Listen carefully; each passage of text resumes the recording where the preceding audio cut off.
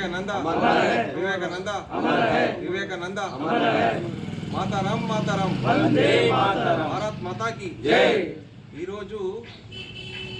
स्वामी विवेकानंद गारी जयंती संदर्भंगा విచ్చేసిన మీ అందరికీ పేరు పేరున ధన్యవాదాలు తెలియజేస్తున్నాను। ఈ కార్యక్రమం శ్రీరామ్ యూత్ మరియు యువజన సంఘాల ఆధ్వర్యంలో నిర్వహిస్తున్నాము।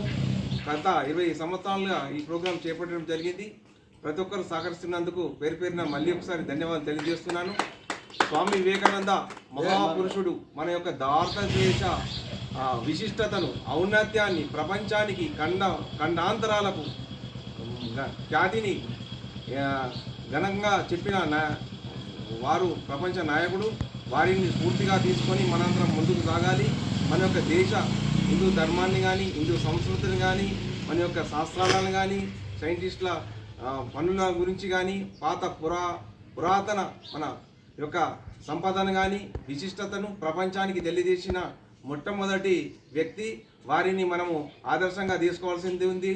వారు చూపిన బాటలోనే మనం ముందుకు నడవాలి।